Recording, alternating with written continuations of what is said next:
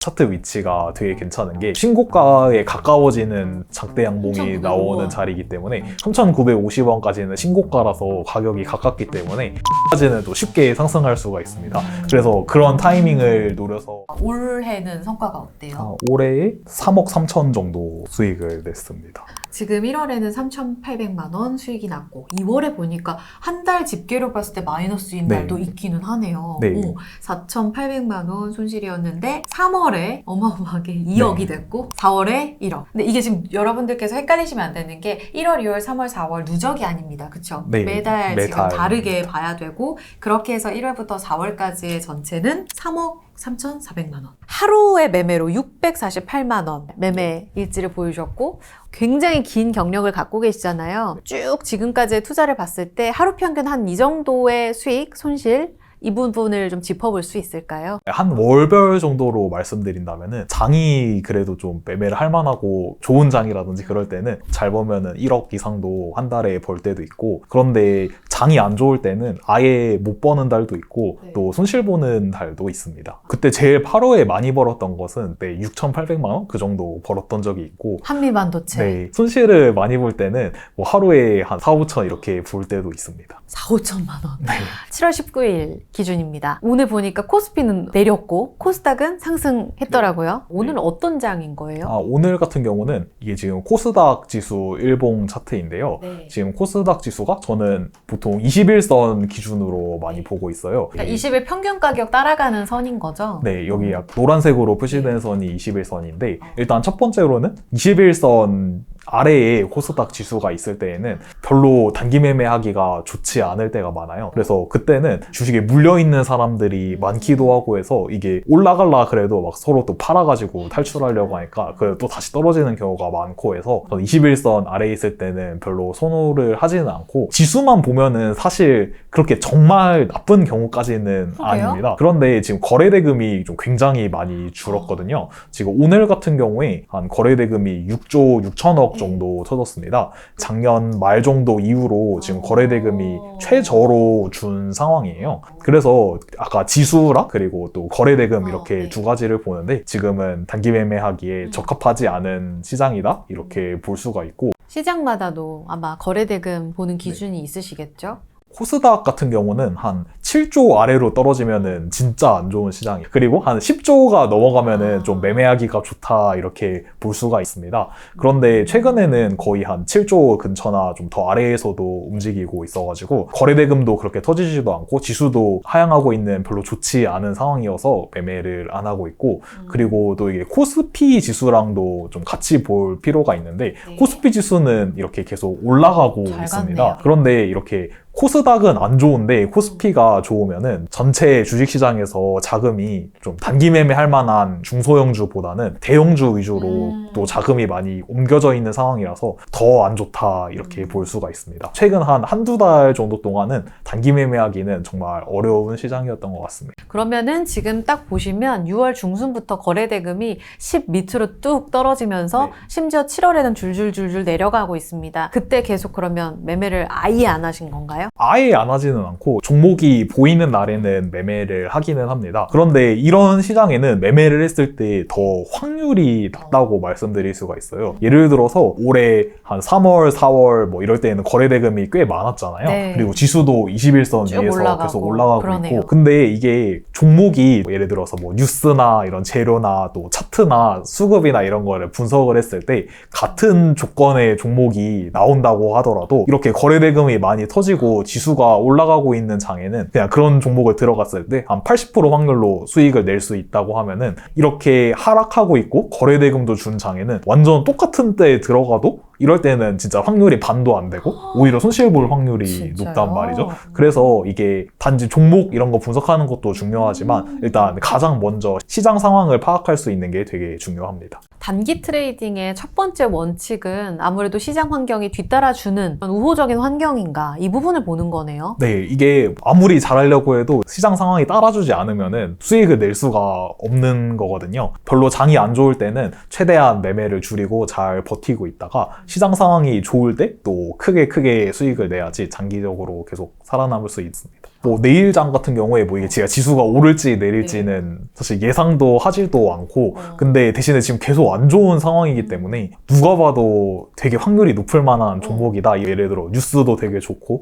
차트도 되게 괜찮은 자리에 있고 수급도 또 뭐 좋은 편이고 정말로 모든 게 좋다 이러면은 매매를 할 수 있겠지만 가능하면은 좀 보수적으로 하려고 생각을 하고 있습니다. 그리고 이번 주만 놓고 봤을 때 아주 핫했던 이슈 중에 하나가 원전. 팀코리아가 드디어 해냈잖아요. 이런 거 들으면 아 이거 확률 아주 높겠어 이런 생각이 충분히 들 것 같은데 이쪽도 전혀 보지 않으세요? 뭐 보기는 하는데 저는 그때 끼 있는 종목을 공략한다 맞아요. 이렇게 말씀드렸는데 오늘 그냥 오른 종목 예시로 하나 말씀드리면 지금 거래대금 상위 보고 계시는 건가요? 네, 거래대금 상위입니다. 삼성전자 1% 정도 하락했는데 최근에는 계속 좋은 흐름으로 가고 있습니다. 네. 근데 저 같은 경우는 이 뭐 삼성전자 앞으로 뭐 전망이 좋다 나쁘다 해서 장기적으로 오를 거다 내릴 거다 이런 걸 아예 예상을 하지는 않고 저는 트레이딩을 하기 때문에 제 기준에서 삼성전자 같은 경우는 제 매매는 당일 사서 당일 팔거나 아니면 길어봤자 하루 이틀 정도 가져가기 때문에 삼성전자 같은 경우는 단타로 접근한다고 하면 꽤 길게 가져가는 스윙 정도나 그 정도는 접근을 할 수 있겠지만 삼성전자는 과거 일봉 차트를 확인해 보면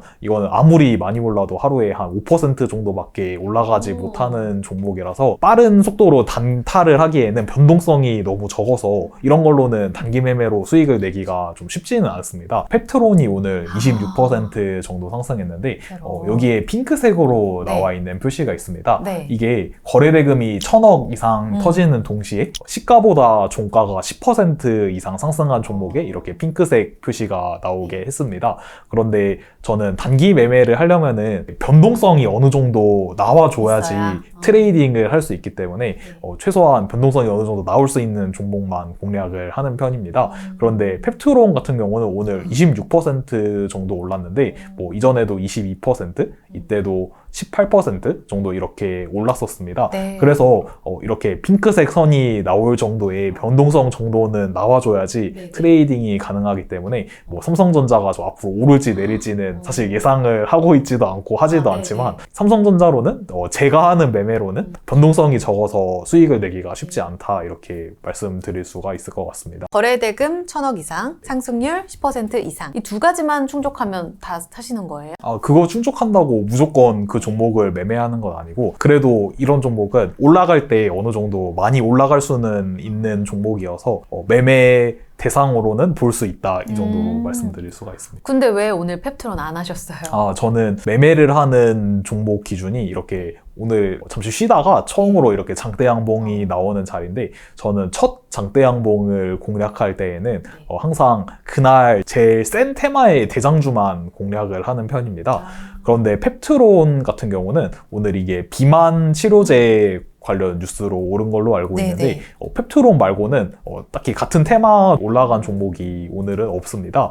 그런데 제가 테마주를 매매하는 이유는 테마주가 예상하기가 더 쉬워서 테마주를 매매하는 편입니다. 테마주 같은 경우는 예를 들어서 뭐 펩트론이 제일 많이 오른 대장주라면 오늘 비만 치료제 관련 다른 종목들이 많이 오른 종목이 없긴 하지만 20% 오른 2등주라든지 다른 3등주라든지 그런 종목들이 있습니다. 그런데 이런 후발주들을 함께 참고해서 매매를 하면은 이런 대장주 흐름을 판단하는데도 더 쉽고 보통 주가가 떨어질 때 사실 대장주가 제일 늦게 떨어지는 경우가 많습니다. 개별 이슈로 상승한 종목보다는 주로 테마를 이루고 상승한 종목을 선호하는 편이기 때문에 매매를 하지는 않았습니다. 그런데 결과적으로는 오늘 많이 오르기는 했는데 제가 예상할 수 있는 영역은 아닌 것 같아가지고 매매를 하지 않았습니다. 그 보면 삼천당 제약도 어떻게 끼워 맞추면 GLP-1 비만 치료제 관련주라고도 하잖아요. 그러면 벌써 거래대금 1위부터 10위까지 안에서 비만 치료제 2개나 있는데 이거로는 역부족이에요? 근데 삼성당 제약 같은 경우는 한 3.78%밖에 안 올라가지고 크게 테마를 이루고 올랐다 보기는 어려울 것 같습니다. 그럼 핑크 강세 패턴이 아주 중요한 참고 지표가 된다는 걸 배웠거든요. 어떻게 만드는지 한 번 더 알려주실 수 있으세요? 여기 차트에서 오른쪽 마우스를 누르시고 수식 관리자에 들어갑니다. 지금 키움증권 HTS 참고하고 있습니다.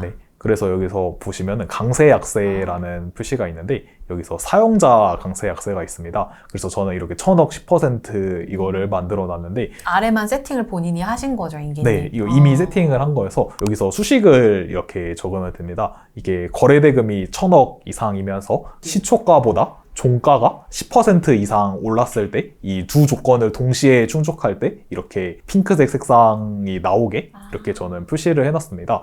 그래서 이 수식을 입력하시고 이거를 작업 저장을 누르시면은 이게 저장이 됩니다. 그래서 여기 강세 약세 명에도 이름을 적어주시고 이렇게 저장을 하시면은 지금 저 같은 경우 이미 이걸 해놨었는데 여기에서 또 강세 약세 적용이 있습니다.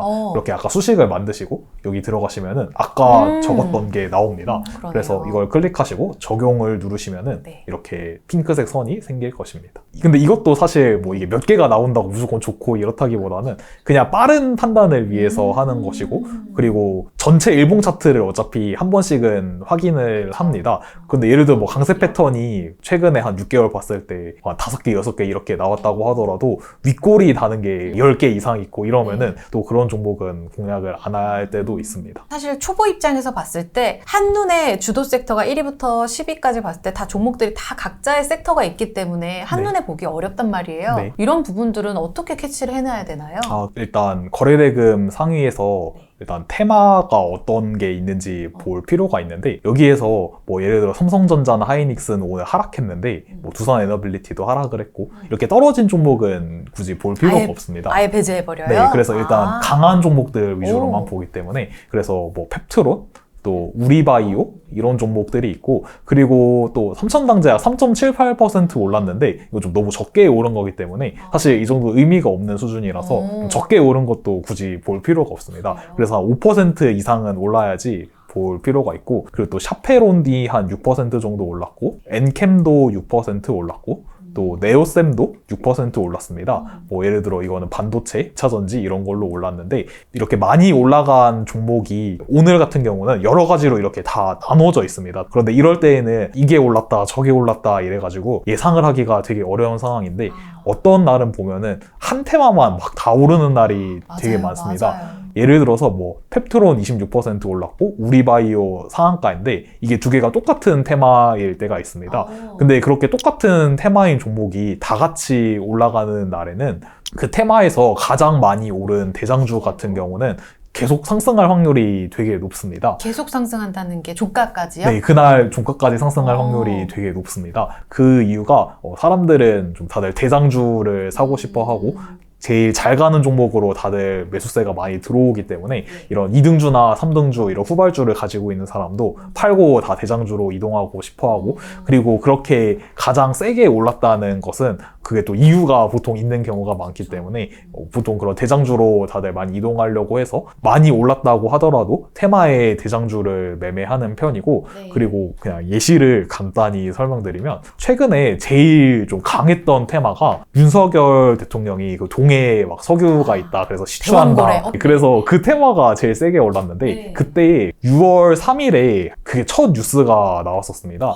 그래서 한국 석유라는 종목이 그나마 거래대금이 어느 정도 터지는 종목 중에서는 제일 빨리 상한가에 들어갔던 종목입니다. 그래서 이게 상한가에 갔는데 근데 이 이후에 다른 흥구석유라든지 흥구석유도 이날에 상한가를 갔고 또 뭐 한국가스공사 이날에 상한가를 갔습니다. 그런데 이게 많이 오른 종목이라고 해서 꼭 무서워할 필요가 없는 게 많이 오른 한국석유가 이날에 제일 먼저 상한가에 들어갔던 종목인데 이렇게 가장 강한 종목 같은 경우에는 이렇게 상한가 가서 이날은 오르지 못한다고 하더라도 그 다음 날에 그 이상으로 또 매수세가 더 몰릴 수가 있어가지고 보시면 이렇게 갭이 20%나 떴습니다. 그래서 저는 이날에 한국석유를 한 27% 올랐을 때 매수를 했는데 이게 이렇게 많이 올랐다고 해서 무서워서 못 살 게 아니라 이게 테마만 세고 뉴스도 좋고 수급도 좋고 한다면은 아무리 많이 올랐을 때 사더라도 그 다음 날에 훨씬 더 큰 수익을 줄 수 있기 때문에 저는 테마를 이뤄서 상승하는 날에 그 대장주를 거의 공략하는 편입니다. 전혀 다른 이슈로 올라가더라도 과거 이력이 있으면 이게 주도주 선별에 있어서 해당이 되는 건가요? 네. 이전에 좀 많이 올랐던 이력이 있으면은 어. 더 좋은 종목이고. 아, 그래요? 다른 테마여도? 네, 종목마다 좀 특성이 다른데 어떤 종목들은 어떤 많이 들고 있는 주주가 있어서 그 주주가 올라가면 막 계속 팔아버리는 그런 종목이 있을 수가 있고, 그런 종목은 뉴스가 좀 좋아도 파는 물량이 많기 때문에 계속 윗꼬리를 달고 이럴 확률이 높고, 그런데 또 어떤 주식 같은 경우는 유통 물량도 많이 없고 팔려는 사람도 별로 없어가지고 한번 오르면은 윗꼬리도 잘 안 달고 시원하게 또 올라가는 이런 종목이 있기 때문에 그게 종목의 특성이 되게 중요한 것 같습니다. 그리고 이게 올라가는 종목이 갑자기 뜬금없는 종목이 나와서 올라간다기보다는 최근에 셌던 게 또 올라가는 경우가 거의 대부분이에요.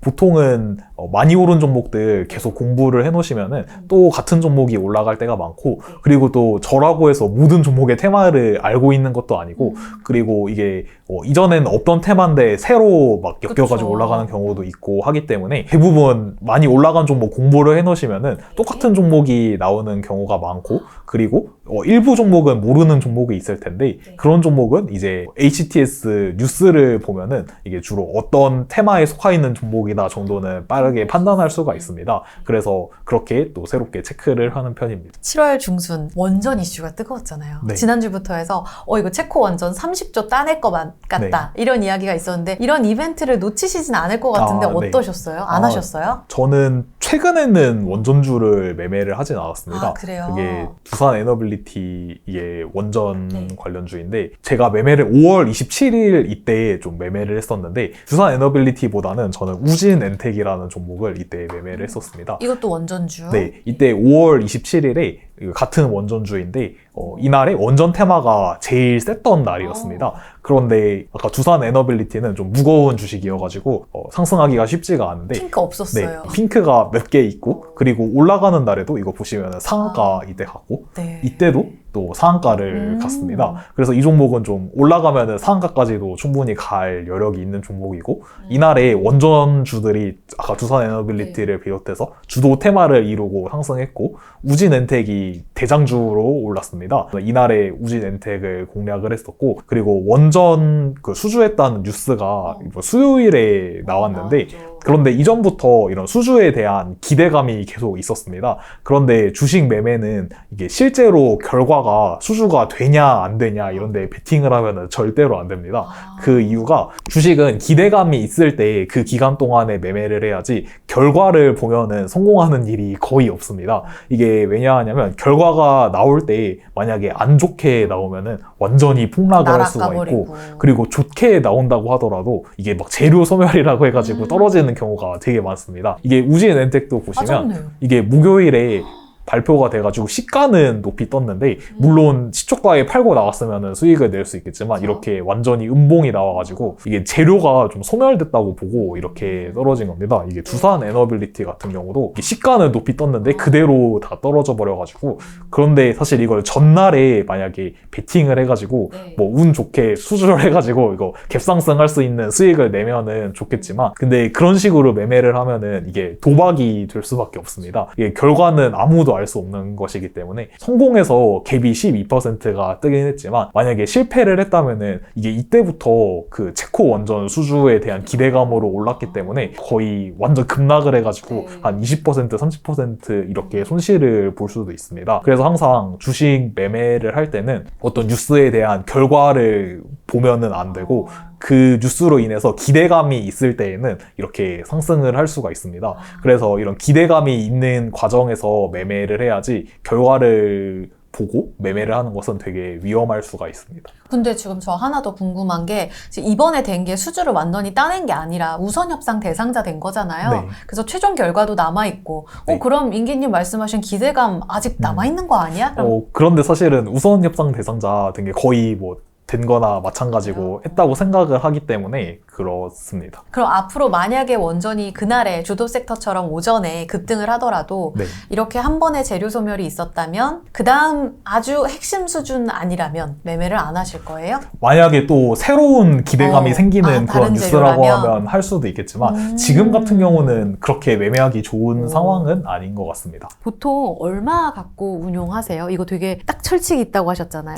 저는 금액을 많이 늘려버리면은 이게 이런 안 좋은 장을 만났을 때 다 날려버릴 수 있기 때문에 저는 주식 계좌에 있는 돈을 1억 이상으로는 안 늘리려고 하고 있고 그 정도 금액으로 미수를 써가지고 매매를 하고 있습니다. 그래서 미수를 쓰는 거는 이게 레버리지를 써서 한 번에 막 크게 벌어보겠다 이러기보다는 1억으로 매매를 해서 미수를 써서 최대 5억까지 그렇게 살 수가 있는데 그렇게 매매를 하면은 이 돈으로 계속 매매해서 아무리 날려봤자 그냥 1억만 날리고 끝나는데 그런데 만약에 계좌에 5억을 넣고 매매하면은 이게 내가 만약에 1억을 날리고 그래도 계좌에 아직 4억이 있잖아요. 그러면은 잘못됐을 때 전부를 다 날릴 수 있단 말이에요. 그래서 저는 미수를 사용하긴 하지만 레버리지를 쓰기 위해서 한다기보다는 잘못됐을 때 그것만 날리자는 자금 관리 방법으로 미수를 쓰고 있습니다. 미수를 써서 장이 안 좋을 때 뭐 1억으로 매매하다가 정말 많이 손실 봐서 크게 날렸다고 하더라도 이게 매매 금액이 적을 때에는 또 장만 잘 따라주면은 금방 또 불려나갈 수 있고 금액이 작으면은 매매할 수 있는 종목도 더 많아지고 더 유연하게 매매도 가능하기 때문에 또 쉽게 다시 올라갈 수가 있습니다. 무조건 수익을 극대화하는 전략으로 미수를 쓰는 게 아니군요. 그냥 극대화하려고 쓰면은 뭐 잘 될 때는 잘 될 수도 있겠지만 그러니까요. 이게 한 번 잘못되면은 그걸로 날리는 게 끝나는 게 아니라 한 번 이게 매매하다가 손실을 크게 봐버리면은 사람 심리 상태가 좀 되게 이거 빨리 회복해야 되겠다는 마음도 생기고 조급함이 생겨가지고 그 이후에 매매도 계속 꼬일 확률이 정말 높거든요. 그래서 레버리지로 매매하는 거는 뭐 물론 잘 될 때도 있겠지만 잘못됐을 때 심리 상태가 완전히 망가져버리면은 정말 금방 깡통을 찰 수 있기 때문에 이게 미수를 쓰더라도 진짜 내가 레버리지를 크게 일으켜야 되겠다는 마음으로 쓰기보다는 내가 한번 매매할 때 얼마를 매매할지를 정하고 그거를 현금으로 넣어서 매매를 할지 아니면은 그 돈을 적게 넣어서 미수를 써서 매매를 할지 그걸 정하는 게 좋은 것 같습니다. 1억으로만 하시는 이유가 있어요? 그 이상으로 하면은 저는 아직 제가 감당할 수 있는 금액이 아닌 것 같아가지고 예를 들어서 1억으로 5억을 사면은 뭐 하루에 진짜 많이 날리면 5천 이렇게도 날릴 수도 있습니다. 아까 그렇다고 네. 하셨잖아요. 최대 손실. 네, 근데 만약에 제가 1억이 아니라 뭐 진짜 5억을 넣고 거기서 레버리지 5배를 써서 25억으로 매매를 해버리면은 만약에 진짜 10% 손실 나서 제가 하루에 2억 5천을 날려버린다 이러면은 한 번 그렇게 날려버리면은 계속 앞으로 매매가 꼬이고 정말 잘못하다가는 이때 벌어놓은 돈 다 날리고 깡통도 찰 수 있기 때문에 금액을 많이 늘리려고 하지 않고 늘려도 정말 내가 1억으로 매매했을 때 꾸준히 계속 수익도 나고 그 정도 더 이상으로 늘려도 매매할 수 있을 만큼 시장 상황도 따라준다면은 조금씩 늘릴 의향은 있지만 가능하면은 그렇게 크게는 늘리려고 하지 않습니다. 1천만 원, 2천만 원, 5천만 원 이렇게 해서 점점 늘려오신 금액이고 네. 지금으로서는 1억이 내 그릇이다 이렇게 보신다는 거예요? 네, 예수금은 그 정도는 가능하면 넘지 않으려고 하고 있습니다. 그런데 또 지금 상황 같은 경우는 1억으로 매매하는 것도 아니고 또 훨씬 더 줄여가지고 하고 있습니다. 그래서 지금은 또 1억으로 매매를 해봤자 크게 들어갈 수 있는 종목도 잘 나오지 않고 코스닥 거래대금도 많이 줄어가지고 매매하기가 힘들기 때문에 그래서 지금은 더 줄여가지고 하고 있습니다. 1억으로만 하신다고 하셨는데 최대 잘 벌 때 6,800만 원까지 하루에 벌어보셨다고 하셨잖아요. 근데 6,800만 원은 인출하고 계속 1억으로만 거래한다라고 얘기를 하셨어요. 그럼 반대로 제가 1억 갖고 투자를 하다가 2천만 원 손실이 만약 났어요, 오늘. 그럼 내일은 2천 더 안 하고 그냥 8천으로만 하는 건가요? 네. 그렇게 적어진 금액으로 하는 게 이게 금액이 적어지면은 아까 말씀드렸다시피 매매하기가 더 쉽기도 하고 그리고 이게 내가 자꾸 손실을 보는 상황 같은 경우에는 이게 둘 중에 하나라고 볼 수가 있어요. 시장 상황이 따라주지 않아가지고 수익을 내기 힘든 경우거나 두 번째로는 좀 컨디션이 안 좋거나 좀 심리 상태가 안 좋아서 돈을 벌기가 쉽지 않은 상황일 확률이 높아요. 그래서 보통 그 둘 중에 하나인데 그런 상황에 내가 2천만 원 잃었다고 거기 2천만 원 보충해봤자 이거 또 날릴 확률이 되게 크거든요. 그래서 저는 입금을 하지 않고 그냥 줄어든 걸로 하려고 하고 있습니다. 시장 때문 아니면 나 때문 네. 이렇게 둘 중 하나다. 그래서 이게 금액이 줄어들어도 시장만 잘 따라주고 나도 좀 잘 매매만 해주면은 적은 금액으로도 또 금방 불어나기 때문에 굳이 막 계속 입금하고 이럴 필요는 없는 것 같습니다. 그럼 지금 매매 쉬고 계신다고 또 비중 많이 줄였다고 하셨는데 그 계좌에 지금 예수금이라고 하는 잔고는 있으신 거예요? 네, 있는데 뭐 이전보다는 좀 줄여서 하고 있습니다. 지금 한 3천 정도밖에 안 하고 있습니다. 많이 줄이셨네요? 네, 이게 크게 해봤자 어차피 네. 다 날릴 걸 알기 때문에 지금은 적게 하고, 이게 또 장이 좋아지면은 사실 3천에서 1억까지 진짜 금방 올리기 때문에 굳이 많이 안 넣고 하고 있습니다. 윤기님도 잔고에 만약 1억 있으면 막 사고 싶고 그래요? 네, 그럴 수도 있고, 그리고 이게 잘못됐을 때 약간 이성적으로 판단하지 못할 확률도 되게 높습니다. 예를 들어서 떨어졌을 때, 아, 내가 계속 손실을 보고 있으니까 물을 타서 탈출해야지 이런 생각을 가질 수도 있는 거고, 비중 조절을 잘 못할 수도 있는 것이기 때문에 줄여서 하고 있고, 약간 초반에는 금액을 좀 더 크게 했었는데 매매를 하려고 해서 괜찮아 보여서 들어가도 거기서 바로 꼬꾸라지고 이런 경우가 되게 많아가지고 손실을 어느 정도 보기도 했고, 해도 계속 안 돼가지고 금액을 줄이고 있습니다. 이런 주식이 혹은 이런 시장 시그널이 나오면 난 바로 다시 운용금액 1억으로 넓히고 비중 태울 거다. 이거는 일단 지수를 봐야 될 것 같은데, 코스닥 지수를 봤을 때 일단 아까 말씀드렸던 것처럼 지수도 뭐 21선 위로 올라와야 되는 거는 당연할 것 같고, 그거뿐만이 아니라 거래대금도 지금 한 6조, 7조대에 있는데 이게 한 안정적으로 10조 정도 넘어간다 이러면은 그때는 되게 적극적으로 매매를 할 수 있는 시장이 될 것 같습니다. 그럼 어떤 매매 타이밍을 보고 사실까요? 이게 저는 예를 들어서 막 분봉을 보고 막 이게 막 차트가 어떻게 됐을 때 산다든지 막 그러지는 않습니다. 근데 저 같은 경우는 아니구나. 여러 개를 정말 종합적으로 봐야 돼가지고 이걸 뭐라고 말씀드리기가 쉽지가 않은 게, 알려주세요. 그게 일단 첫 번째로는 네. 테마가 센 게 되게 중요합니다. 예를 들어 우리바이오가 많이 올랐으면은 이것만 센 게 아니라 후바주들도 되게 센 상황이면은 좋고, 테마도 세야 되고, 그리고 차트 위치도 되게 괜찮아야 됩니다. 그 우리바이오 같은 경우는 차트 위치가 되게 괜찮은 게, 이게 지금 최근에 2월 1일에 3,950원이 신고가 자리인데 예. 지금 신고가에 가까워지는 장대 양봉이 3,905원. 나오는 자리이기 때문에 뭐 예를 들어서 한 오늘은 매매를 하진 않았지만 뭐 3,800원인 상황이 이 종목이 되게 좋은 상황이다 그러면은 3,950원까지는 신고가라서 가격이 가깝기 때문에 이까지는 또 쉽게 상승할 수가 있습니다. 그래서 그런 타이밍을 노려서 매매를 하기도 하고, 그리고 또 프로그램 매매 수급이나 기간 매매 수급을 보고 얘네들이 좀 강하게 계속 매수를 하고 있으면은 그냥 올라가는 과정에서 따라 매수할 때도 있고, 또 어떨 때에는 너무 단기간에 급하게 올랐다 싶으면은 또 누림을 기다릴 때도 있고, 이게 되게 다양한 것을 많이 고려해서 매매를 하고 있습니다.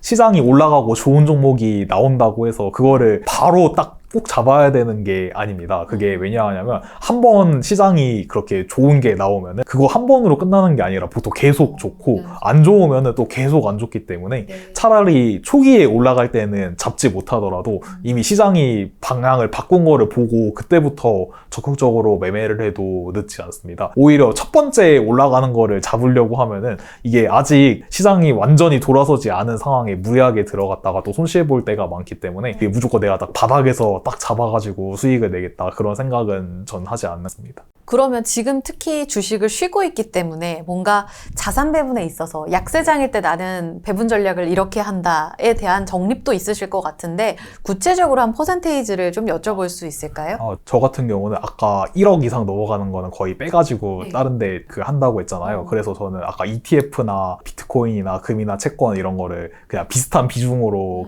삽니다. 그런데 만약에 예를 들어 ETF는 미국 주식은 많이 올라가고 금은 만약에 많이 떨어져 버리면은 그러면은 비중이 그쵸. 미국 주식은 높아지고 금은 낮아지게 됩니다. 근데 그러면은 이제 새로 매수하는 자금 같은 경우는 이제 미국 주식은 안 사고 좀 금을 많이 사고 이런 식으로 해서 비중을 맞추는 편이고, 그런데 그렇게 해서 모아놓은 게 커지면은 이제 부동산을 그렇게 사고 있습니다. 그렇게 하면은 약간 상대적으로 단순히 떨어졌다고 저평가라고 하기는 어렵긴 하지만 그래도 상대적으로 좀 낮은 가격에 있는 자산을 더 살 수가 있고 높은 가격에 있는 자산을 좀 적게 살 수가 있기 때문에 그렇게 하고 있습니다. 미국 주식 S&P 500이랑 그 나스닥 100 ETF도 하고, 그리고 둘 다 지수 인덱스 투자로 네. 펀드를 사셨다는 거죠? QQQ 이런 거를 전 하는 편이고, 제가 지금은 그 얼마 전에 좀 부동산을 산다고 다 정리를 해가지고 또 매매 타이밍을 잡으셨군요. 네. 그래서 저는 부동산은 한 번에 좀 큰 돈이 들어가야 되는 것이기 때문에 아까 말씀드렸던 뭐 ETF나 또 비트코인이나 금이나 채권 이런 거를 계속 주식 단타 수익금으로 모아가다가 이게 어느 정도 많이 쌓이면은 그거를 정리를 하고 부동산을 하고 있습니다. 내 집 마련은 저는 하셨다고 이미 들었는데요. 네. 추가로 매매를 하신 거예요? 이전에는 그 제가 오피스텔에 그 사가지고 살고 있었는데 거기를 전세를 주고 이제 그 같은 단지에 있는 아파트로 옮겼습니다. 아, 이거 아까웠다. 이럴 때 없으세요? 이 기회는 잡을 걸. 예전에는 그럴 때가 되게 많아가지고 이거 안 해야 되는데 막 뭐 올랐다 내가 했어야 됐나 이러면서 다음 날에 또 막 애매한 거 있으면 막 하고 그러면 또 손실을 보더라고요. 그런데 이런 경험을 많이 해보다 보니까 사실 올라가든 내려가든 제 원칙에 맞게만 매매를 하면은 저는 잘했다고 생각을 하기 때문에 단순히 수익을 봤다 손실을 봤다보다는 내 기준에 맞게 매매했는가를 중요하게 생각하는 것 같습니다. 나도 한번 전업 투자 가봐야겠어. 지금 약세장일 때 더 진중한 조언 해주실 수 있을 것 같거든요. 네. 어떤 이야기 해주실 수 있으세요? 이게 근데 전업 투자자 단타로 해가지고 수익을 내는 거는 진짜 어려운 것이기도 하고 그리고 되게 많은 시행착오도 필요합니다. 그런데 저는 대학교를 다닐 때도 되게 주식에 관심이 많아가지고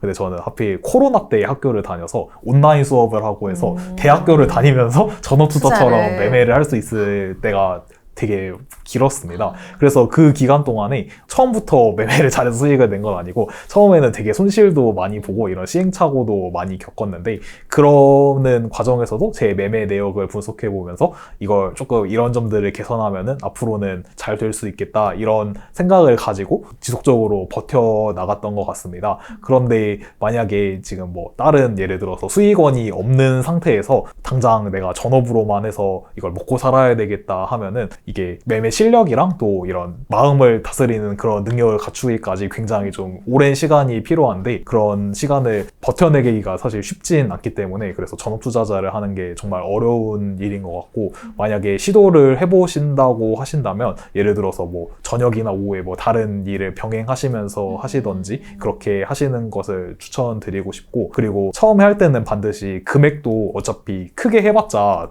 정말 다 날릴 수밖에 없고 클수록 더 어려워지기 때문에 네. 반드시 정말 날려도 되는 소액으로 시작을 하시면서 내 매매 방법을 분석해 보시고 이게 정말 괜찮은 매매 방법도 찾고 내가 매매도 시장도 잘 따라주고 매매도 잘 된다고 하면은 정말 소액이라도 이게 또 금방 늘어날 수가 있습니다. 단기 매매는 매매 반복 횟수가 되게 많기 때문에 그래서 금방 늘어날 수가 있어서 소액으로 좀 해보시는 게 좋을 것 같습니다.